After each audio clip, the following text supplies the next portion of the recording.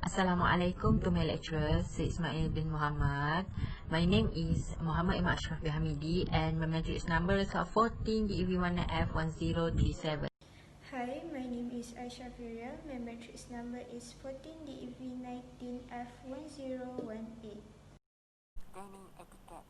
Dining etiquette is an elastic term whose definition varies drastically across space and time.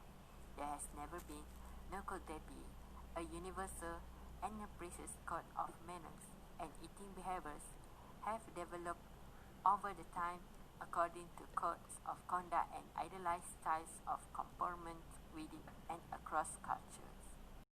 For restaurant buffet etiquette, first, walk around and look all the food items before making your selection.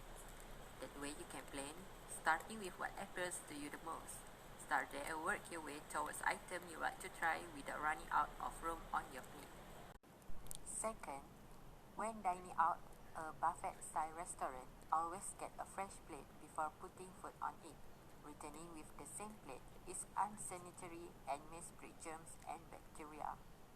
Number 3. Never reach around someone else. Doing so is not only rude, but is also likely to cause an accident that can be avoided if you wait until they finish making their selection. Don't touch any of the food in the serving dishes. Never use your finger to pluck something off a serving dish. Use the tongs, spoon, or serving fork that is provided. You also don't want to lick your fingers while standing at the service counter. Next, place all serving utensils in the original dishes. You don't want to cross-contaminate items. If someone is allergic to a food item that wins out in another dish, that person may become very sick.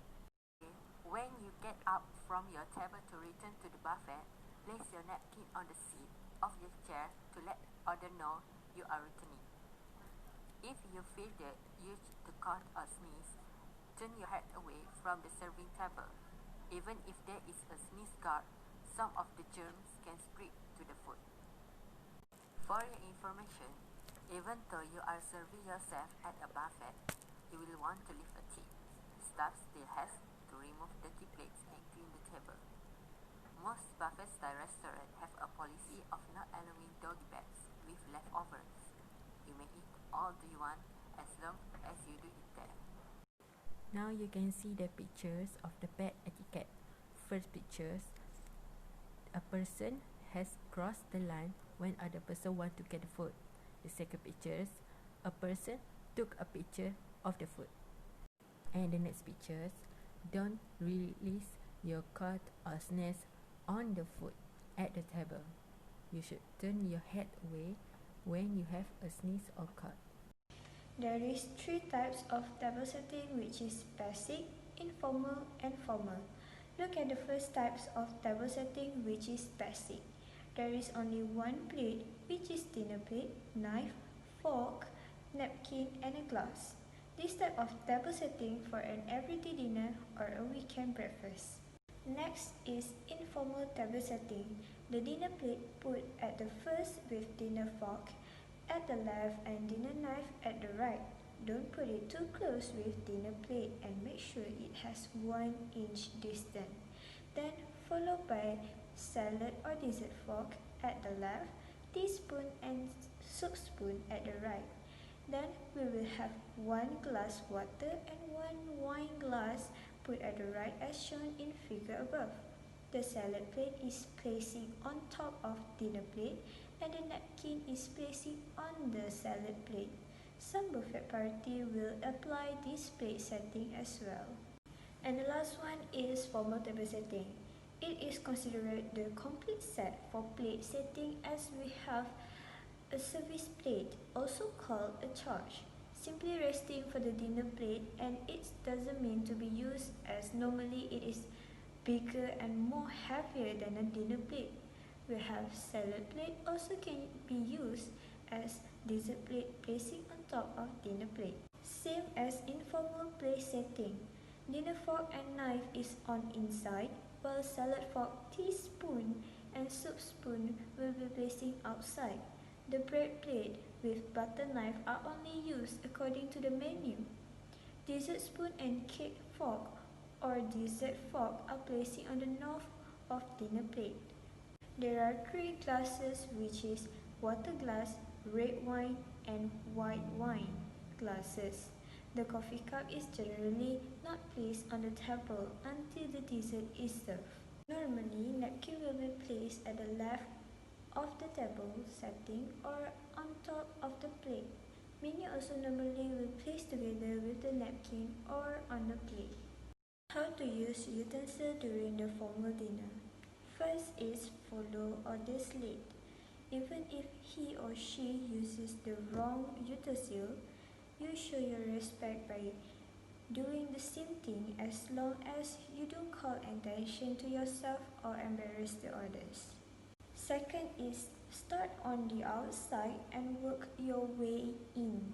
You can follow utensil placement in order from the one farthest from the plate and work your way inward. Fork go on the left with the salad forks beside the plate. On the right side of the plate, you will find the knife, teaspoon and soup spoon. The fork and knife closest to the plate are for eating your main course. So the third one is be aware of proper eating technique. Knowing how to eat with the utensil is important during formal dinner. While eating soup, you should use the bowl shape or larger oval spoon. Keep the bowl soup firmly on the table. Never lift or tip it. Scoop the soup away from you, starting at the center of the bowl. Bring the spoon to your mouth and tilt it while sipping soup from the edge. You should never make a slurping noise when eating soup. Resist the urge to lift the bowl to drink the last few drops that can't be scooped with the spoon. Bread is finger food, so don't you use your fork to eat it. Instead of cutting it, tear off bite-sized pieces and butter them 1 or 2 bites at a time. In addition, when you drink water, tea, coffee, wine or any other beverage, put down your utensil before picking up the glass or cup. After you use each utensil, rest it on the edge of your plate and don't put it back in the line up. And don't use your utensil to point or gesture during conversation.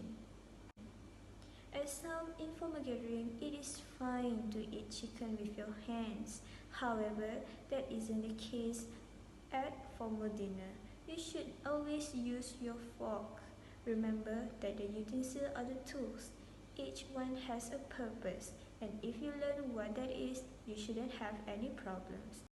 Now, how to use utensil to eat main course during formal dinner: steak, soup, fish and chicken. First, for steak, you should hold the knife in your right hand with your index finger extended down the back of the utensil. Then, holding the fork in your left hand, pin down the meat and cut a single bite in zigzag motion. Finally, place the knife on the plate and transfer the fork to your right hand to take a bite. For the soup, hold the soup spoon by resting the end of the handle of your middle finger with your thumb on top. Dip the spoon sideways into the soup at the near edge of the bowl, then skim from the front of the bowl to the back. Sip from the side of the spoon, avoid improper table manners, and do not to slurp. To retrieve the last spoonful of soup, slightly tip the bowl away from you and spoon in the way that works best. Eating fish and other seafood. Fillet and debone whole fish before eating it. If the fish is being served whole, you will want to cut the head off first, just behind the gills. Next, hold the body with your fork and use your knife to the belly open, starting at the head and ending at the tail. How to eat chicken. Chicken is eaten with a knife and fork. Table manners for eating chicken at an informal meal. At an informal meal, the knife and fork are used to remove as much meat from the main body as possible. To eat the rest of the meat, the bones are held with fingers and taken with the teeth. Now for the conclusion, having good dining etiquette credibility and reputation. It also helps to make you an accepted member of the business group. And if you think about it, it helps boost your self-confidence. That's all That's from all me. from me. Thank you. Thank you.